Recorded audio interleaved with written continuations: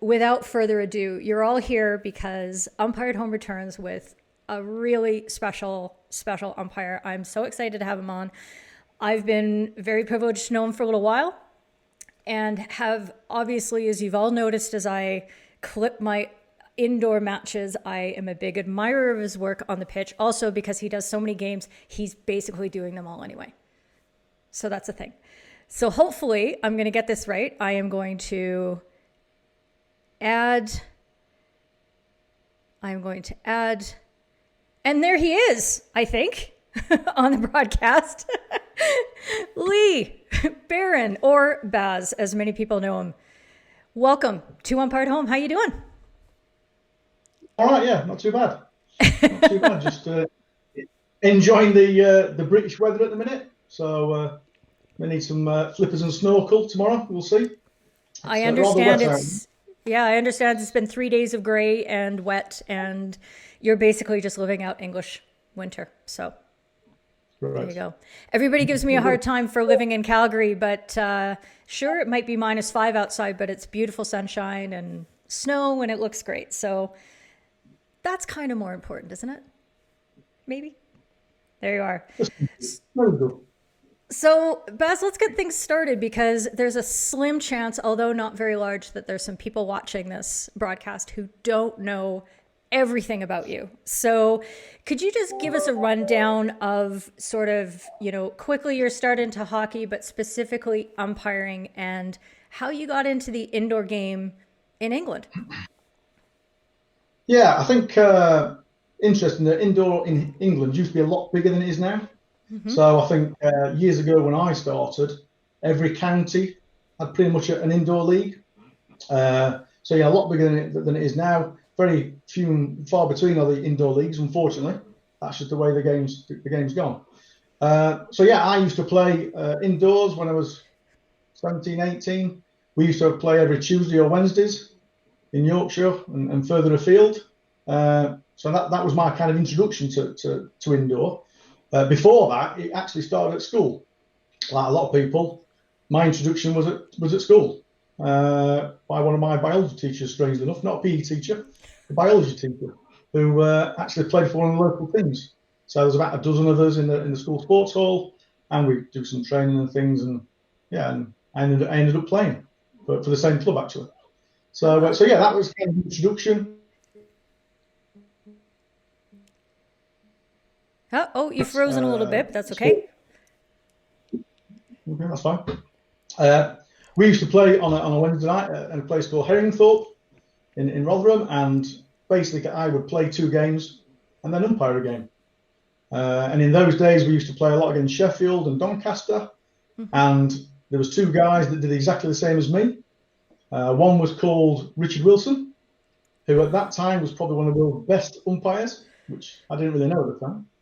And the other one was a chap who was quite up and coming, quite vocal, called Steve Brooks. Oh. So I started umpiring with Brooksy and Wiz. Wow. And, from that, really, it was pretty much. I remember Brooksy saying to me one night, he said, "Let's be honest, Baz, you're not very good with a stick, but you could be all right with a whistle." And it took me 10 years after that to kind of stop playing. But yeah, I suppose the rest is history, really. So you can blame Mr. Wilson and Mr. Brooks, really. Oh, that's quite a legacy to leave, that's for sure. So it sounds like around your area there was just sort of this pocket of exceptional people and an exceptional amount of indoor, and that's how you sort of got into that. How did you find indoor versus outdoor in the early days? Were you more of a fan of indoor? Did you like umpiring and playing it more, or how did that work out for you?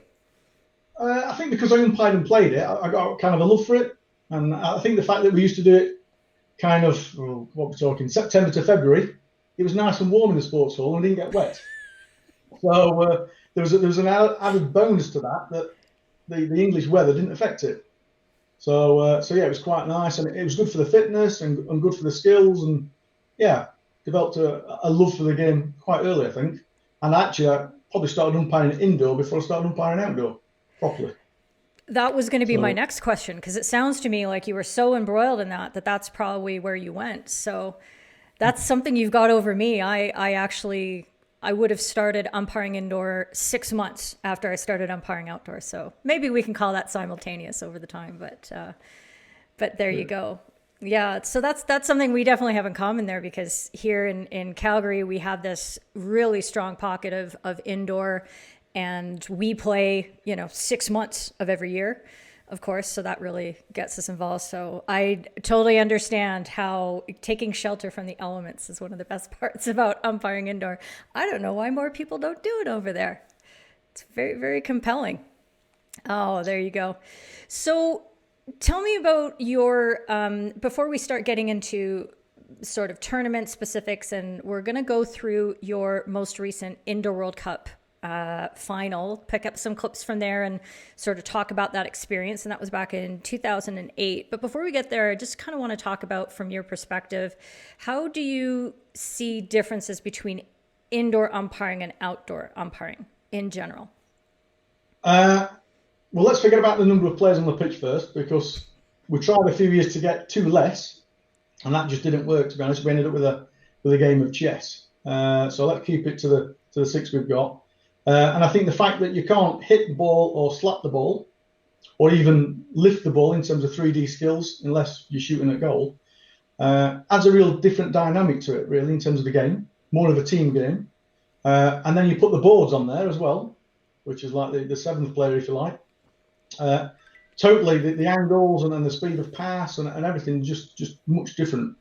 So you are, for me personally, I think you work a lot harder indoor in terms of concentration, because it's non-stop.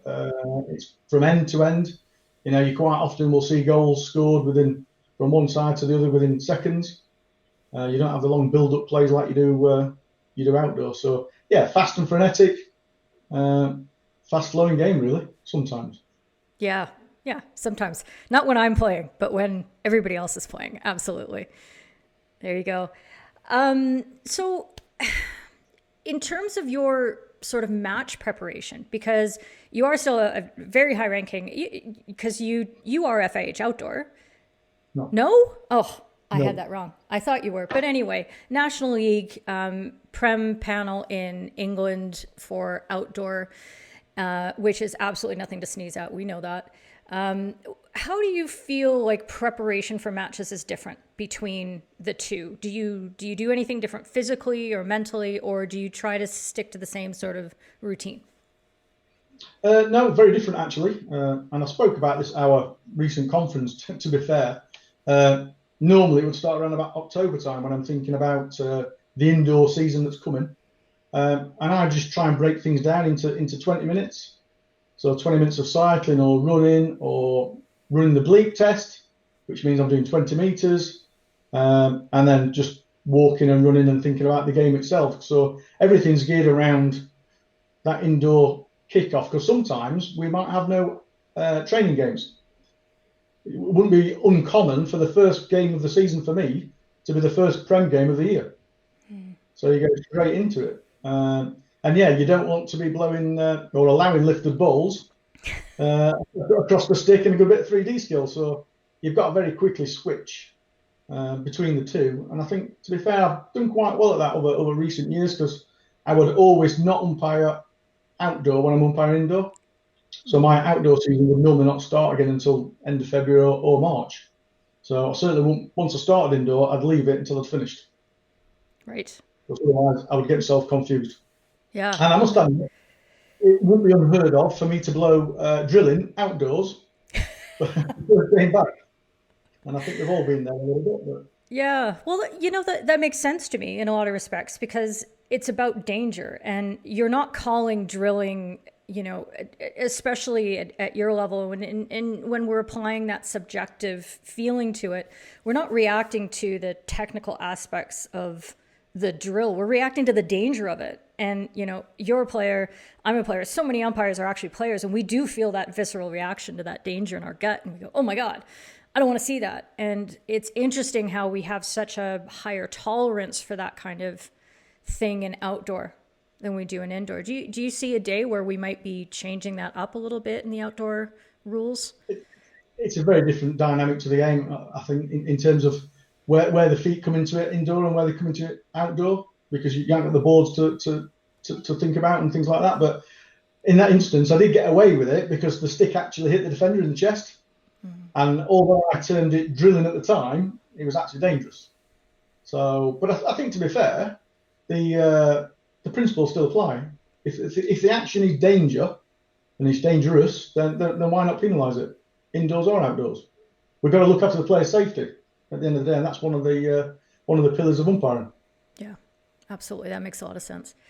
So you've had your start in England. You're moving up the ranks. You're doing National League there. When did you get your first call up to an international tournament? I know you've got a massive memory for your indoor matches, but do you remember that first tournament? I do remember the first tournament, and strangely, it was in 2008, and it was in Sheffield. So I had to go and spend 4 nights in a hotel, 15 minutes from my house, which was an interesting explanation to the family at the time. So yeah, it was in Sheffield, which was the B Nations. Quite a nice introduction to international umpiring. Got my badge at that tournament. Roomed with a chap called Andy Mayer, which was quite interesting. So no, it was great to be on home soil, really, and that even more to be in your home city. So it was, yeah, really, really nice tournament. Is all I remember of that tournament really was having to organise the Saturday night dinner for 32 people because England hockey forgot. And of course, being a local boy, I got the job. Yeah, exactly. That's something for the people at home. If you haven't had the opportunity to do an international tournament like that, you end up being a kind of like a informal team liaison. So you're expected to do a lot of hospitality and arranging of dinners and advice on excursions and that sort of thing. So yeah, that's hilarious that you got stuck with that. But 32 people, that's a big slice of organizing there. How did the tournament go for you? Did you feel really at home, or did you feel a little bit overwhelmed and, oh my gosh, what's happening here? Because I've only been to one international tournament for indoor myself. So I don't have anything to compare to. I just have that one experience, and it was fairly late in my career. So, there you go. How did you make out? I obviously really enjoyed it because it's the first experience, and I think I was fortunate to be in the home country. So we've got David Elcock was a judge, Colin Barthorpe, Francis was umpiring, as I said, Andy Mayer. So there was lots of people that I knew and actually got me through that. So it was a very easy introduction. Yeah. Because I knew all the people there. So I wasn't passed off to, I don't know, Ukraine or something. I didn't know anybody or anything like that. So I was probably quite fortunate in that respect. And the hockey, with it being B division, was quite a good standard. Mm-hmm. That's when England did play indoor hockey at that time. Right. So, yeah. So what happened in England after that time? What was it that had such a dampening effect on indoor in the country? And do you think, are things changing? Are we going to get back to that? Who's on this call? Very carefully. I think because of the indoor perspective, we've never probably really seen it as a main part of our game, because we were never really going to trouble the Germans or the Dutch or the Austrians or even the Russians. And I think, let's be realistic, at the moment our GB setup in England is all about funding. So the funding stream for indoor is not there. So Olympics is obviously the concentration, and the Euro Hockey League, things like that, not the indoor scene, unfortunately. So yeah, it's fallen by the wayside. Do you think I don't see any reason myself, if there weren't some infrastructure and program changes with how long your indoor season is, for example, that, there wouldn't be any reason why you couldn't catch up to those big indoor hockey nations. Do you think that that's something that England hockey might want to make a priority, for example, or examine? Because it seems to go hand in hand. Success on the indoor stage at the highest levels also turns into success on the indoor stage outdoor success turns into indoors no, vice versa, whatever. You know what I'm I think talking about. I think fundamentally, I think there's a funny coincidence that the Germans and the Dutch do so well in their outdoor format because they all play indoor together. Yeah. And then the Belgians have invested so much time and money into indoor hockey. That's now reflected in their outdoor status, coming from, I don't know where they were, ninth in the world to world champions. Yep. So, and it's the same teams, the same players. Yeah. So, in terms of that skill set and holding the team atmosphere and what they do, it's part of it. So, yeah, I would like to think that at some point we will see sense and progress with it, but who knows? Yeah, absolutely. Really nice comment here from Crispy Prince of Wales, as I like to call him. Should get the Bucks National League sides running in the international program. Maybe the indoor program is maybe what Crispy's saying, as it would act as an additional pathway. That's a really nice idea. And I think, again, it just seems to make sense to me that in a climate where you do have so many matches getting called off because the pitches are frozen and bad weather and that sort of thing, that going inside is a smart thing to do. Ask me how I know. Because we don't play in the snow. But hey, maybe someday things will shift around and we'll start moving back into the hall more often. So from your first tournament, your home tournament there in Sheffield, you started in 2008, and now here we're sitting at the beginning of 2021, and you are one of the most highest capped indoor international umpires in the world. Is that right? You've done a comparison, obviously. Yeah, definitely. I think so. Okay, there you go. And how many caps is that now? 60 odd, I think. Yep, absolutely. Some people probably check and correct me, but I don't know. I can just see Jenks in the back of my mind. Jenks is already going like this on the keyboard trying to find the information because he loves to call me out on things. But there you go. So on the basis that the international tournaments are only every 2 years. Yeah. So we don't have much of hockey to umpire really in that respect. Yeah. Oh, tell me more about that. So, I remember when you contacted me about PAF Indoor and you were saying, hey, what kind of tournaments do you have? And I said, wait, you mean the one tournament we have every 4 years? The one tournament that is our indoor qualifier. And there's we're starting to get a couple of challengers to the Pan Am Indoor Cup, which is nice, but it's still one of those tournaments every 4 years, which is even worse. And you also have the club tournaments, right? You've done quite a few European club tournaments as well, right? Yeah. I mean, the clubs are great, to be fair. The clubs are sometimes better than the nations. The clubs take it really seriously. So, when you go to Austria or Germany, wherever, really good club setup and really good atmospheres. And the club seems really, really good because that is their hockey in Europe. That's what they play from kind of November to February. That's it. Yeah. So in addition to those 60 plus indoor international matches, you've also got a number of those sort of international club experiences. So that's really great. And that's really difficult to do, to get those numbers up. So we were talking about this, last week, and we were talking about golden whistles and outdoor and things like that. And we've had conversations about whether they should maybe look at a different criterion for indoor, since there are far fewer tournaments and far few opportunities to get those matches in, right? Yeah, that'd be nice. Where's mine? Oh, there we go. So an unidentified, somebody who is not alleviated or they haven't clicked on the eChem link, says 61 caps, 56 senior, and 5 under 21. So now you know. Now you know. So we're going to turn to your Indoor World Cup match really quickly here. And remember, everybody at home, don't forget, if you have a question for Baz, hit up in the comments here.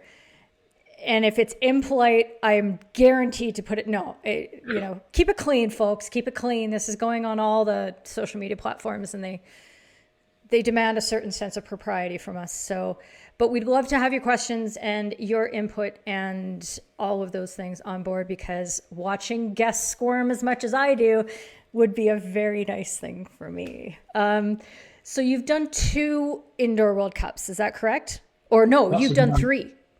No, two. Two. Oh, okay. Oh, the one that should have been 2020 would have been your third. That should have been next month, yeah. Yeah. Yeah, next month. Oh, right. Okay. It wasn't originally scheduled in 2020. It was originally 2021. Okay. Yeah. That makes a lot of sense. And so fingers crossed for you that you get to the next one in 2022 now. It's in Belgium, is that right? It is, yeah, Belgium. Yeah, Still the fantastic. first week in February, yeah. Yeah, and I understand that the appointments stay the same as long as people's availabilities are. Who knows? Well, I've heard that that's how it's going. So now the FIH has to stick to it because I've said it out loud. So don't make me a fool, guys. There you go. So tell me about the best non-indoor World Cup tournament that you've been to, because you definitely wanted to talk about one. I've got a photo that I'm going to try to pull up if I can. Yeah, Let's see. There's been so many, and I think across Europe and across the world, I think each one's individually different. You also have something that comes out of each tournament that you take home that you love, that was brilliant. But I think this one yesterday actually, which was my third European final with my little mate Spud, who actually only got the call up for the tournament 36 hours before it was due to start. I think it was really, really quite fantastic, to be honest. For a lot of reasons, this tournament stood out for me, and it's Germany in the final on home soil and winning. The noise and the atmosphere is it's difficult to describe. Yeah, absolutely. And I know that you've worked through that game on other presentations like this, and so you've had the opportunity to talk it through, and I've heard you describe how special it was, especially to be with, such a good friend in Sean Edwards and so many English people in the crew, which was really, really nice to see. There's a question from the back here, just as you're on the big screen. The GB frame behind you, what is in that right above your head there? The GB frame, yeah. The GB frame is a photograph of all the umpires from the London Olympics, and it's all signed. So they've all signed it. They're all on it. So it's all the crew. So that's what's in the frame. That's awesome. Jamie Cox wants to know why shoes on a printer. Because everybody asked me about the shoes, so I brought the shoes down from the study. They're on a bit of board, so the shoes are on the board. Look, and yeah. Oh my God!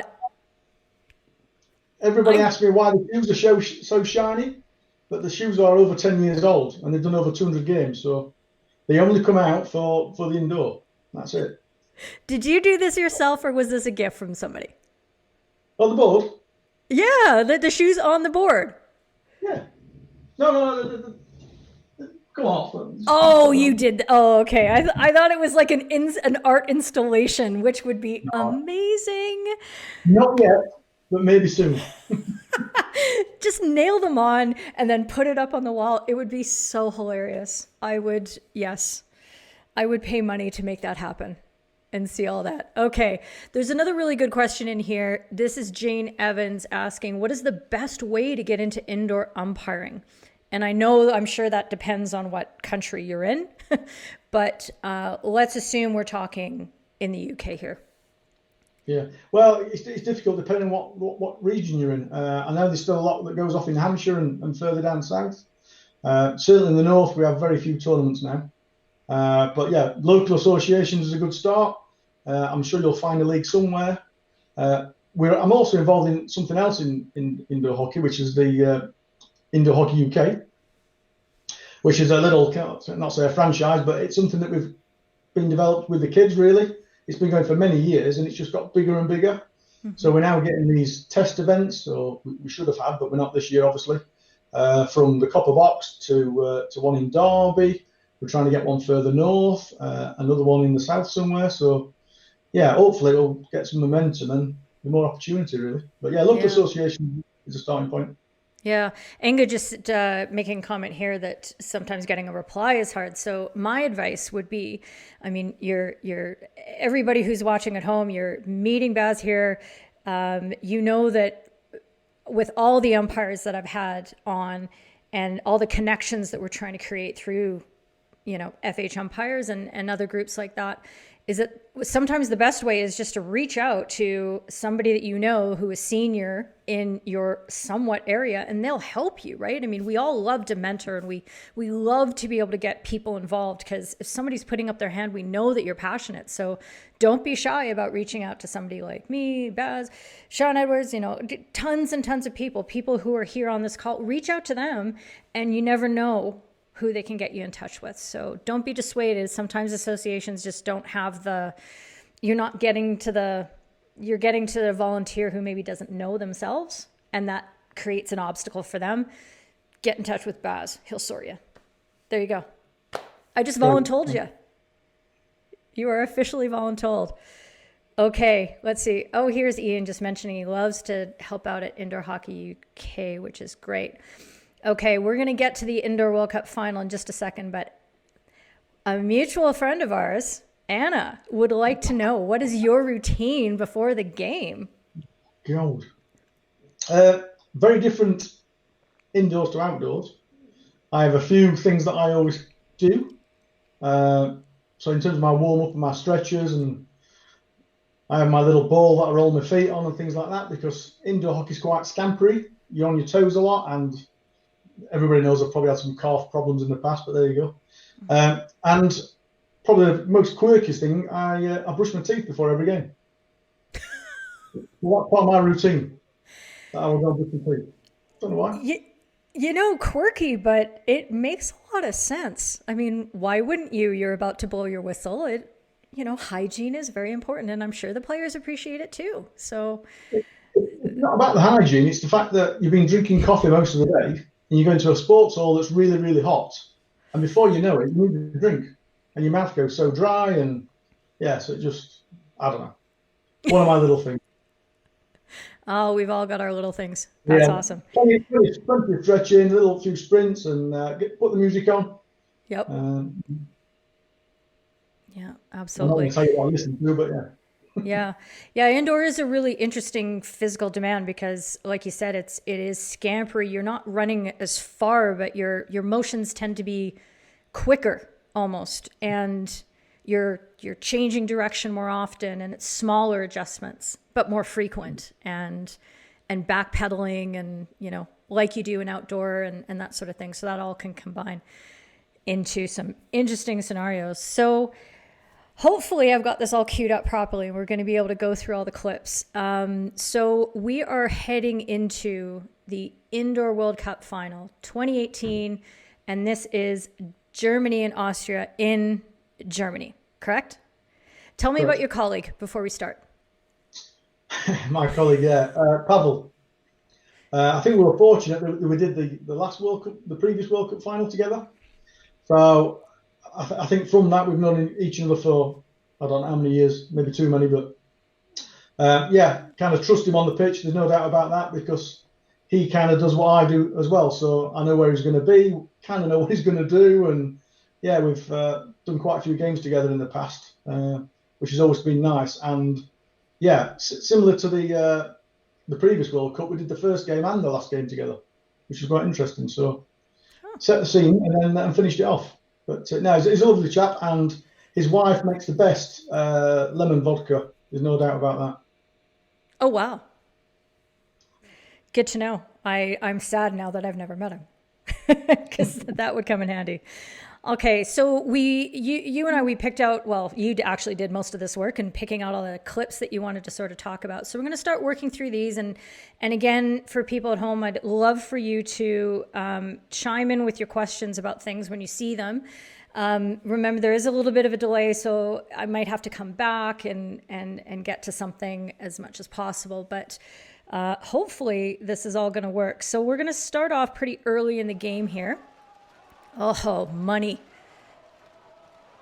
Now Korpa.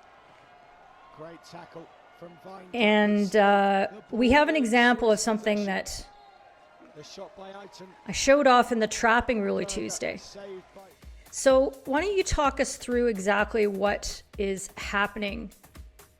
Yeah, so the reason I put this in is the fact that it's not the best shot in the world and probably not the best angle, but then if you watch what the attacker does with his body, he changes his body line just to push the ball straight into the defender's stick, Right. which, you're not allowed to deliberately do that indoors because all he's trying to do is manufacture a foul or Right. even then get himself a bully. So looking to retain possession. So, yeah, if you watch it, it just changes the angles just slightly, like now, to deliberately push it into the defender, which you can't do. Yep. It's one of those quirky things indoor. Yeah, absolutely. And so the purpose behind this is that we're worried about the player's hands, right? And because especially, some players do wear double gloves, but a lot of players, wouldn't necessarily be wearing a glove, on both of the hands. So there is vulnerability there for sure. And so that is really just a form of trying to protect people and making sure everybody can go to work and go to school the next day. Is that right? Correct. Yeah, absolutely. Okay. Little question here from Nico. Lee, how many times have you tripped over the boards over the years? Okay. So Nico, interestingly, was my first foreign roommate many years ago when I went abroad.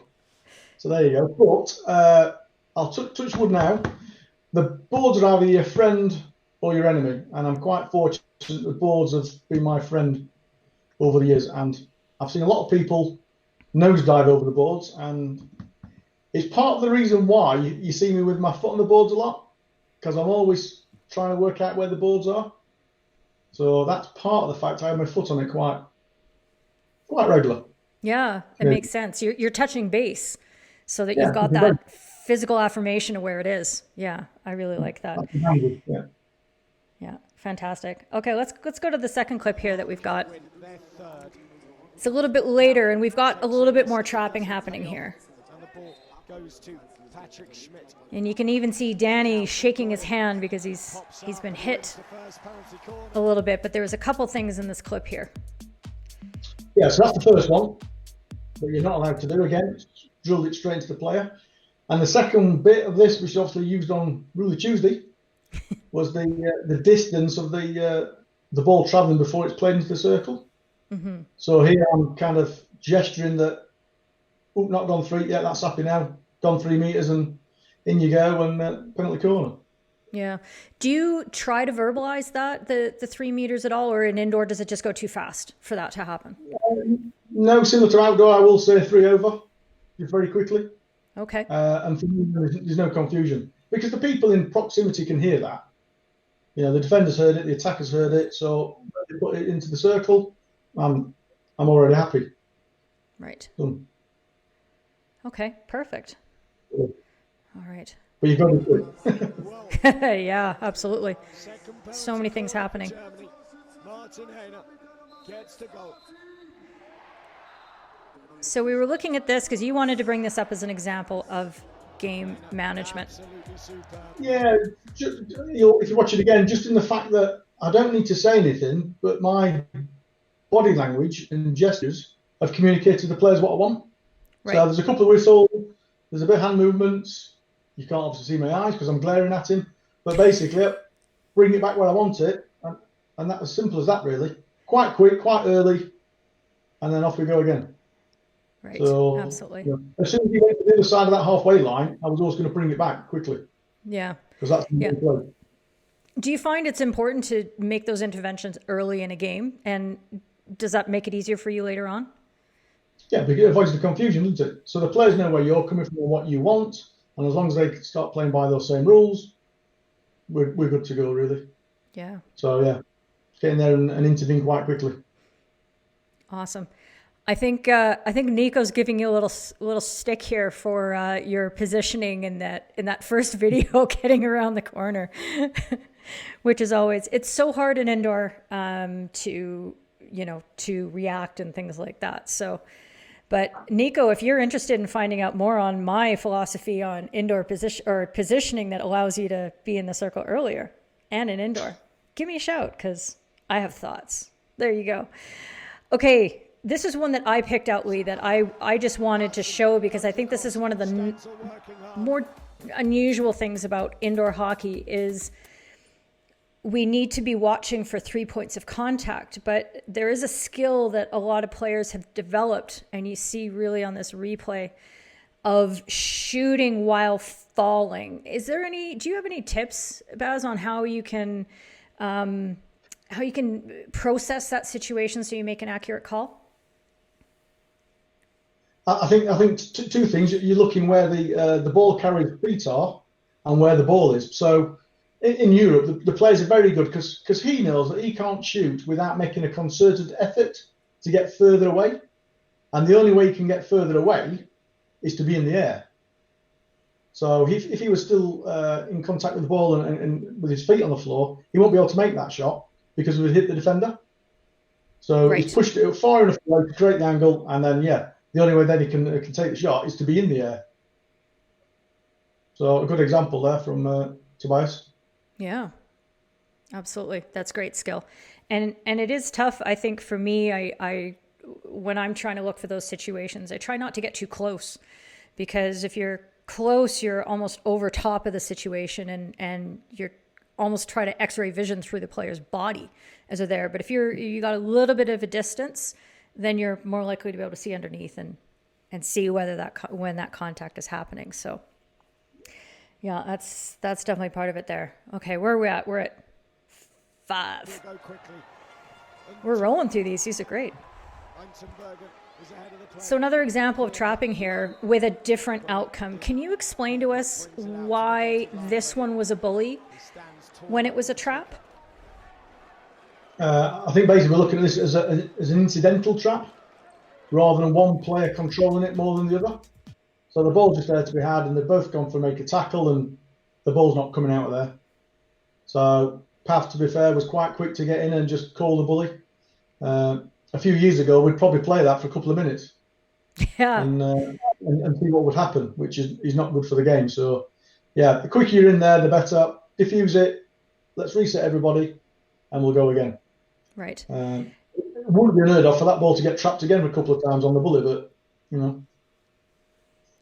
Yeah, that's the one thing I really dislike about the bully is that it especially in indoor, it seems to put the players right back into the situation that they were in before, where they are pushing against each other and trying to get control of the ball in that close proximity. So I've seen it. I've got other examples that I'll be using in the future, and we'll head into the clip library where there's a bully and the players just end up doing that accidental, we would call it argy-bargy shoving in the middle of the pitch. And then you just have to call another bully because nothing's coming out of it. Do you have any other techniques that you use to try to change that up? I have one, but I want to hear if you've got something. Well, you mean like manufacture a free push? Well, I wouldn't say I'm manufacturing one, but I would certainly maybe give the players a little bit of a yell and say, get the ball moving. And suddenly something happens. It goes off somebody's foot because they panic because I yelled at them. I don't know. Maybe that's not fair. That's probably not the best thing. But that's why we changed the trapping dimension as well against the boards, because we're trying to open the game up and get the game flowing as fast as possible. Mm-hmm. And people locked together with a ball between them, not good. And similar, the player stuck on the boards that's trapped, not good either. So kind of get a route out, give the decision, move the game on. Yeah, absolutely. And this is one of those aspects that I love about indoor, but it is quite kind of technical. It's hard to get it back to a purpose in it other than just to trying to promote faster open play. So it's one of those skills that you need to develop over time in the indoor game to pick up. This is trouble. We want the ball to get moving. I'm going to get in early, or, I can wait 2 seconds and it'll sort itself out. So yeah, definitely a tough balance to be had there. Okay, where are we at now? A little bit of a longer clip here. Corper is just so powerful. It's amazing. So we've had a shot and it's coming back up into your end.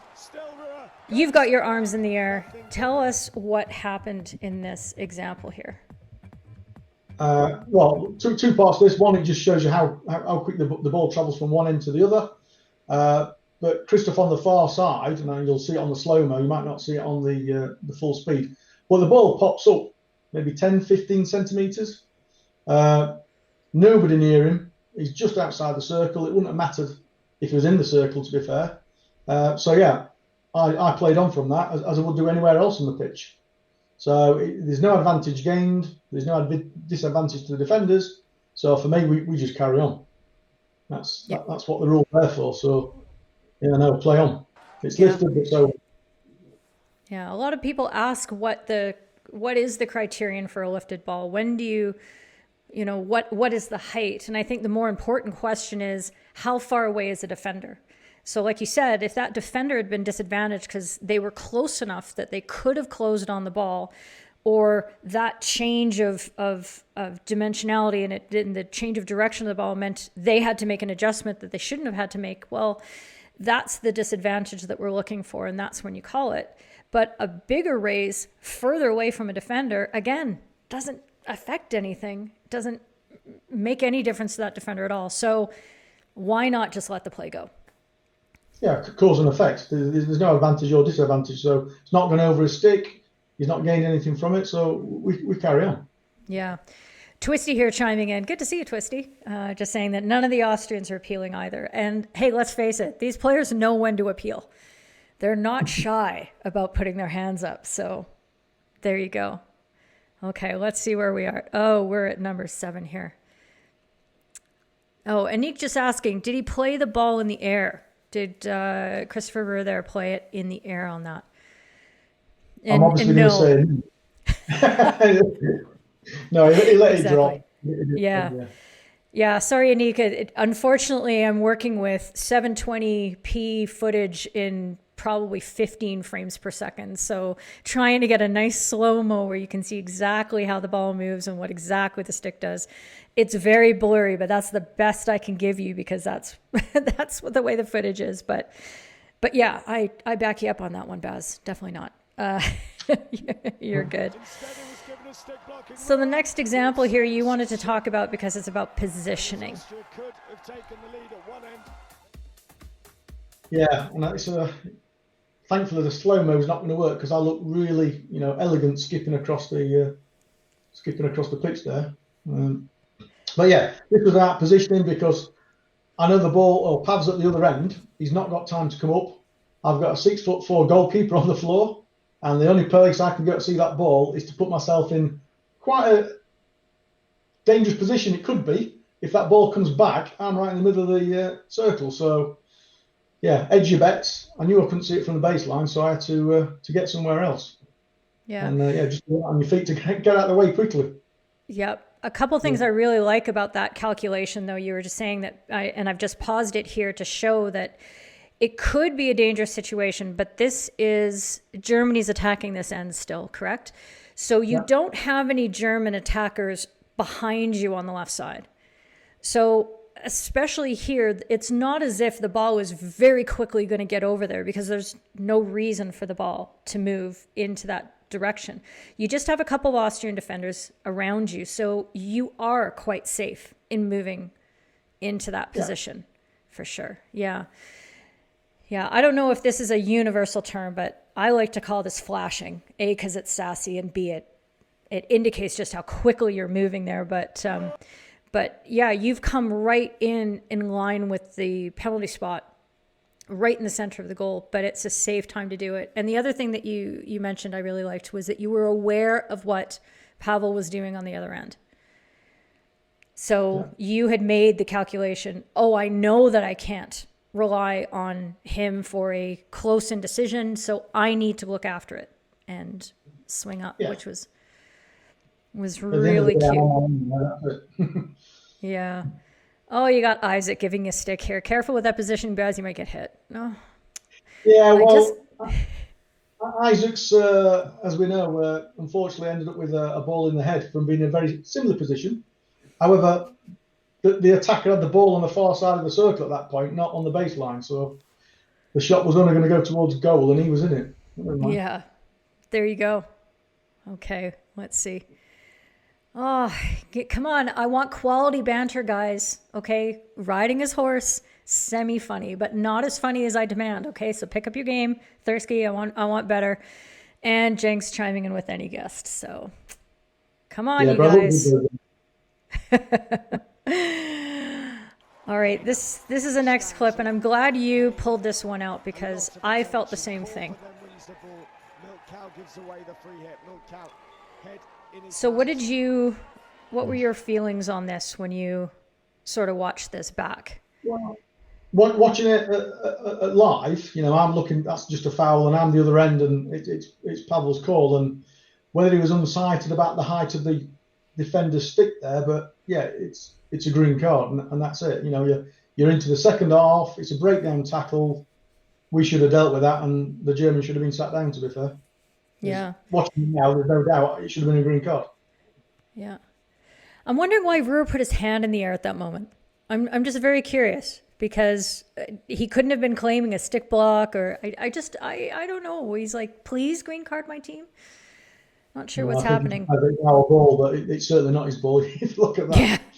I think that, you pointed out rightly that I think from there, Pavel is blocked from seeing that. He's got the ball carrier's body in the way and maybe that defender as well that was on the ball carrier's left shoulder. So that would have been a tough one for them to see. So this is about, us having that appreciation that, there are times with positioning of our colleague that, oh, I need to step in here because my colleague wouldn't have seen that. Now, you guys aren't on radios. Is that right? Have you ever worn a radio for indoor? We wear them in England, indoors, and we always have done. We did try them in Berlin actually for the last Europeans, which didn't work so well. So we got rid of them after the first few games because they were more of an interference than a help. Oh, okay. But we have done in the past, yeah, and some of them work quite well. Was that just down to the technology that they interfered, or did you find that just having them didn't help you? There was a lot of background noise, so that they were picking up frequencies from a lot of different noises from the PA system and all the crowd, and you were hearing everything, every clap, and yeah, picked everything up. Too much quality. Yeah. So we decided to get rid of them and go old school. Right. I have a set of Ixiwi radios that I like to use for, some of the bigger local matches and use for umpire coaching as well. And I find it interesting that I would have expected them actually to be worse in indoor than they are. And maybe it depends on what kind of radio you're using. So, maybe for all of you at home, if you're thinking about, oh, should I be bringing out my motorcycle Bluetooth radios to an indoor match? I mean, give them a try. But that might be exactly the kind of situation where they're not designed to work very well, that they will pick up all that ambient noise as you were talking about, whereas a more professional, attuned radio that picks up whistle frequencies more often and picks up that proximity of the voice, maybe that would work a lot better. But yeah, I always find it really nice because you have so much less time that just being able to overhear what's happening with your colleague can give you so much more insight as to what's happening in the game. Would you? Yeah, well, and even just to put reassurance or assistance to your colleague, because you're quite a long way away, and the noise is quite a lot, and you can't quite communicate sometimes, particularly language barriers and things like that. And you can't umpire with subtitles, I'm afraid, but I'm sure there's probably someone here. But we had the EHF radios, but they were just more of a distraction. Yeah. So we agreed, get rid of them. Yeah, that makes sense. I just had a comment up there from Crispy saying that in Santander their radios worked really well. So it's probably down to brand and maybe situation and things like that. So there you are. All right, let's pull up the next clip here. Now you pointed this one out because you wanted to show the difference between what is not a drill. Yeah, I mean very, very simply, the line of the ball is outside of the body, so it's not dangerous to the hands or the feet. It's not particularly hard either, to be fair. And that trying to pick up that difference of the dangerous aspect, because that ball is not dangerous. Yeah, it's going to go outside the line of the defender. Yeah, I think that's that's one of the confusions that we get into sometimes, especially with players, is they're reacting sometimes and they're asking for drilling when the ball goes into their stick. But we're not protecting sticks, are we? Because sticks don't need any protection. They're quite, sturdy little devices. It's the person who's wielding it and wanting to make sure that, yes, it's not a ball that's flying off their stick and into their face, or breaking their hands or feet that we're really worried about. So I like that, being able to emphasize that distinction, that on the outside there, it's not going to be drilling. So yeah, really good. Well, we're screaming along with these clips. I'm trying to make sure that I don't press the same button again. So Untitled moves it on. Walter is having the most awesome of games, and Untitled you had to fill. This was a great example to see. Ball in the air. It's a simple one that actually in Germany they are allowed to actually trap the ball in their national league, but not internationally. You're not allowed to play at the ball. You can let the ball hit your stick, but you can't. It's not stick to ball. It's ball to stick, and that's a double attempt at trapping it. Right. And interestingly, the Germans appealed for that, which when they do it, they think it's okay. Oh, that's amazing. Yeah. So when you say that it's okay for them to do it in Germany, do they have a rule variation, or is it just an interpretation difference? It's an interpretation. I mean, they never played hockey fives. They always played six. They never took the one person off. So they have their own little local rules and the way they want to play the game, which is fun. Yeah, that's interesting. Yeah, that's an interesting rule about playing in the air. And I can see why you have to draw that line, and that stick to ball, not allowing that stick to ball is a great place to draw the line in the sand. But I always appreciated, I remember watching the Canadian men's team back in the day, and there were a couple players like Kenny Prairie who was so good at taking the ball and they literally, the ball would land on their stick, and they would just sort of, and it was like self-pass skills, like long before self-pass existed, and just taking it straight down to the floor, and the ball was just stuck to their stick, and they would just put it straight down. I'd be like, what is that? I mean, and we always want to see nice skill, and we want to encourage that, but there are certain times where we do have to stick to the interpretations, because otherwise we get incongruous results down the road, like people being able to contact the ball several times, or being able to play the ball forwards, or anything like that. So yeah, I can see why that's a distinction that needs to be made, but it's kind of sad because I missed that. Let's see.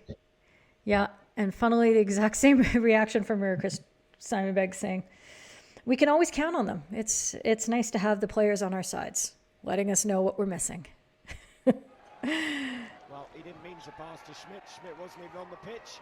So we're well into the second half here. And I wanted you to take us through this, because I hear you, I think it's you blowing the whistle, but it could have been Pavel, because I see his arm is out. So right there, you're playing on advantage. Is that right? Yeah, so the first foul, a little foul from Rouleau, we're playing the advantage. The ball's into the circle. It's played across. And I'm not entirely sure what it looks. You've run it a couple of clips. I look at Pavel. Okay. We're not going to see it. And Pavel blows it because it's hit the foot. And now the Germans are off again. Now, interesting for this one, he's made no attempt to stop that ball whatsoever. However, within 2 strides, he loses it. So let's carry on. Because we're not going to come back and give him a second bite of the cherry at this level to stop that ball and retake the free push. So he's chosen to go and then got tackled. Yeah. So, yeah, let's carry on. Oh, that's basically fantastic. Yeah. So it's one of those situations where you see something happening that's wrong, but if you just hold on for a second, you can sense that, okay, the player doesn't have great possession of the ball, doesn't have a lot of places to go. He's likely going to get tackled here, and you kind of gamble in a sense that that's going to happen. And what a beautiful tackle. So it all worked out very well for Pavel there. Really like that one. Let's go straight into the next clip. So this was a penalty corner in your end. for Austria, and you needed to call it back. So what happened here? Well, basically, indoor and outdoor, I do the same thing at every corner. So once we set, and we obviously got the shot clock these days, once we set, I'll always say play, and then off we go. So everybody knows that when I say play, we're good to go. On this instance, the Austrians went before I said play. So I immediately pulled it back. Germans weren't happy because Corker had a bit of a kind of a nothing shot, and Germans weren't happy. And so I thought, no, we're going to reset and we're going to go again.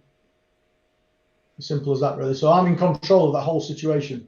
And it's quite keen, though, because it's slightly different to outdoor, but the penalty corner indoor is a really big decision, and it can lead to some serious injuries if everybody's not ready and right. So for me, I'll always go on the same premise. Yep. So absolutely. My plan. And I think it's really important to point out too that this was in 2018 before we were stopping the clock on every penalty corner. So you weren't using your whistle to restart play. You were using your voice, which, especially in that kind of environment must have been a real disadvantage because it was so incredibly loud and all that kind of stuff. Just a little question from our friend, Rob Tenkat. I think this is referring to the last clip. So with Nguyen taking the rolling ball on the free push there, and he's asking whether a penalty corner might have been a better decision instead of the advantage for the defender. Is that anything that popped into your mind, or what kind of circumstances would you look for where you'd want to call that penalty corner for failing to stop the ball on a free push? Well, I mean, if obviously the attacker had still not got good possession of the ball and he didn't have options to go into the circle or make a pass, then yeah, I'd have probably gone straight to the penalty corner. If the defender had closed him down and made a tackle, I'd have probably gone back to the penalty corner. Mm-hmm. But he didn't. He got the pass away and we put it across the circle. But unfortunately, the guy on the far side didn't connect with his stick. So I think you're right, Rob. If that pass hadn't been made and a tackle had been made, I'd have gone for the corner. So okay. I was lucky. Yeah. Hey, sometimes it's also quite a lucky little game that we play sometimes. But because I got my arm up, it would have been easy to sell something else. Yep, that makes sense. So that was my get out of jail card. Absolutely. And way to go on agreeing with your umpire manager there. That's good strategy. Yeah. Okay. Oh, let's see. I think this is the last one. So we're now really deep into the second half. We've only got 4 minutes left. Austria's brought it back to 1 goal, and you make a pretty big call here. Now, there's 2 parts about this clip. What do you see here? Well, when I see this now in slow motion, at the time, I didn't think that pass was legal because it sounded hitty, and it kind of comes from the heart, and it felt hitty because the distance, it looked like the sticker moved. Certainly when he gets into the circle, then there's a foul there because the attacker's just deflected it straight into the defender, who can't do anything. Mm-hmm. And we're not allowing that. That's dangerous, and you need to find a better option. But interesting, I would have thought that Pavel would have blown this from the outset because he had the best view in the house. And so for me, that's a hit as well. So that should have been blown as the first pass. Yep. As a free kick to Germany. Yeah, I can't. And what happens when we get to this time in the game? People start to force things and trying to get that extra bit more on the pass. What's happened? Yeah. We need to watch for this and make sure it doesn't happen. Yeah, absolutely. That consistency on the hitting is a big deal because it does set the example, because these are the highlights that go out to the public and they see them and they wonder, okay, does that mean that that's now legal? So there you go. And I like how you drew out the point that there wasn't anything the defender could do. They were very close, and that's what made that shot on goal dangerous. And the commentator, who I've mercifully, for our sakes, muted, was saying, oh, well, I guess that shot on goal, I guess I saw it differently than the umpire. But not every shot on goal is okay, and you can create danger for your opponent. There. All right. Well, we're now into the last 3 minutes, so let's very cheekily run this a little bit, and I'll just turn the volume down just a little so that we can maybe still hear some whistles, but you can talk us through. So you've got 3-2 now in the final, Germany up. How are you feeling about this, and what's going through your head? Ooh, I need a rest at this point. But so the ball here got trapped in the corner, and it's like one of those that you're looking for something, either a free push or the bully, to just deflect it and get them out and reset the game. So at this point, it's been reset. Rua clips the player there, Stanzel, and I already knew that the Austrians had called for a timeout. So the slightest touch, I was going to write, diffuse this, we're going for a timeout. We can have a drink. Me and Pavel can have 30 seconds just to gather our thoughts, because we knew that the kicking back's coming on, and this next 3 minutes is going to be massive because anything can happen. Yeah. And your thinking process now changes purely because of this guy with this different colour shirt on. Yep. And as you can see, on the floor, and anything kind of goes for him in the D, which is a shame. We're not going to see that for a while now. But so your game pattern, your thinking totally changes, because you don't want to be blowing penalty corners or strokes against that guy in the circle, which you are going to look pretty daft. So really switched on for the last 3 minutes. Off the ball, we've dropped now into the long corner, and 2 minutes now, Austria's putting everybody into the circle, everybody's forward, so it's eyes and ears on everything you can, really.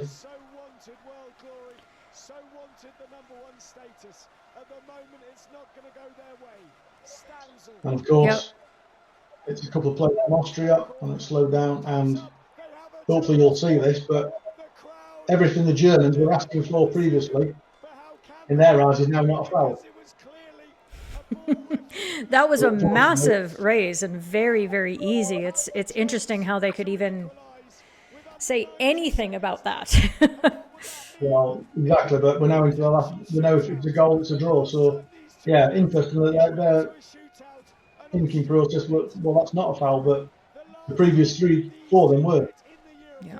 And, And in that situation, you're just sort of absorbing, right? You're not going to go out and try to stamp that out. You just know that there's a lot of emotion. And you've got 8,000 fans booing. Yeah. So what do you do? You have to make the call. Yep. So Austria's now tied it up on that penalty corner. Corper obviously coming through. And we've got 30 seconds. Yeah.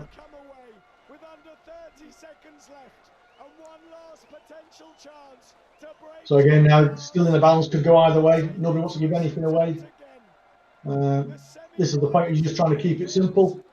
So first foul, blow it, fuse it, off we go again. With no advantage at the minute. We're just going to tighten it all up. And of course then, hang up, we have the massive smash straight down the pitch, and thank you very much. We'll blow that, end of the game. Yeah. Do you think that Pavel may have seen that? Oh yeah, we're just going to go straight into the shootout now. That's a separate clip, right? Do you think Pavel, may have had that sharper in his mind because of the earlier hit, and so he got that one with seconds to go? And I think the timeout was also good for us, because we could just regroup for that 30 seconds and say, look, let's watch the hits, let's watch this, because we know they're going to force it, we know they're going to try the extra stuff. So from an umpiring perspective, timeouts work for us as well, just to get that connection again.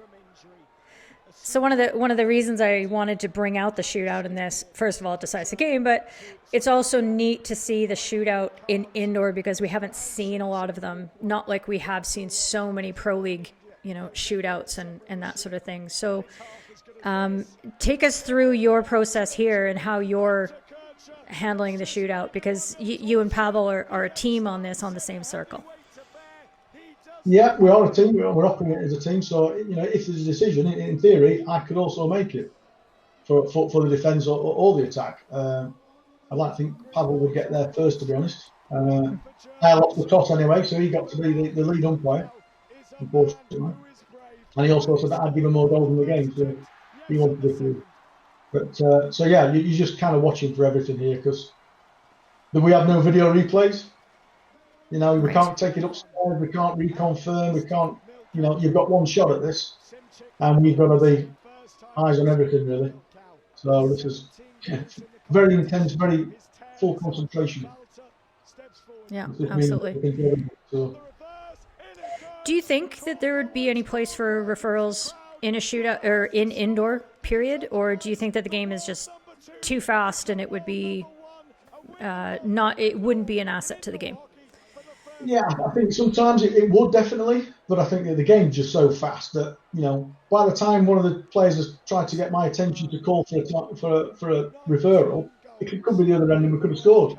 Yeah. And if you look at the way football's gone in England with the VAR, it's a bit of a lottery anyway. So I think we let the game flow and we just trust the people that's out there to make the right decisions at the right time. Yeah. Well, I think we're very fortunate that we haven't let video referral go the way that VAR has in in football. That's for sure. But that's partially because we're just better as a sport. But yeah, I think even just putting out the Really Tuesdays and the clips and talking through the clips today with you can see that there are so many things happen in such a compressed period of time that it's not about one discrete foul that changes everything. There's like 5 fouls all at once, and it's just about kind of getting that first one, really. So, yeah, let's be honest, the players won't recognise the foul before, they're going to recognise the last one. 2 pitches against them, so law of averages there. But yeah, you just concentrate on everything here and making sure you don't make a mess of it, to be honest. Yeah. I think it'd be interesting if this ball had not gone quite as far on that one, because the keeper steps outside and the hooter goes just as the attacker gets to the keeper with the ball. Thankfully. So not going an extra metre, that would be an interesting call. Because they'll have a goalkeeper outside the circle with his feet together stopping the ball in time. Yep, absolutely, because that rule still applies in the shootout. And this is the funniest moment that Pablo's trying to get out of the way and didn't know what to do, but yeah. That's the reaction always. You just put your hands up and you try to duck really carefully out of the way, and hopefully it's not going to go all wrong and get you trapped up. Oh, there you go. Well, I mean, what a fantastic game. How did you feel when you were done? And what did you do? Break open a bottle of wine, a little champagne? No, exhausted. The beer. It's quite interesting that when you finish that, we're almost like shuffled out of the place very quickly. Mm-hmm. You're waiting, you sign the forms, you do your bits, and then that's kind of end of tournament. And yeah, beer in the changing rooms, and just I don't know. We didn't quite. It was interesting. I don't mind admitting it, because after the first World Cup, we got back to the changing room and kind of just broke down. It was a career-defining moment, and you got to these 2 grown men emotionally just because it just overtook us. And I think this one was slightly different because we'd been there and we'd seen it before, so we knew what it was about. And yeah, it's still gets you in the heart, but a little bit more grown up this time. But yeah, mentally and physically shattered, I must admit. Yeah. And there you go, Simon, accusing you then of after the game brushing your teeth with lemon vodka. That seems like a great way to celebrate for sure. Yeah. Well, that was fantastic. I really appreciate you, going through all those scenarios and sharing your insights from being in the game and talking about indoor hockey generally. It's very obvious to me, and I think anybody who's watched your career, that you are deeply passionate about the indoor game, and you've been a real asset, to moving the indoor game along and umpiring at all the levels. So thank you so much for all of that. It was awesome. And thank you to everybody at home for all your contributions and your questions and all that. If you have any follow-ups, go ahead and post. This will be up forever for everybody. So just go ahead and tag at Lee Barron on the Facebooks or anywhere else, and you can get more answers to your questions and all that. So Lee, thanks again for all of the time. It was fantastic. And I wish you all the best for the World Cup next year. We'll all be watching and cheering you on for sure. Who knows? We'll see. Absolutely. Thanks a lot, guys. Take care. Good. Thank Bye, you. Lee. Take care, guys.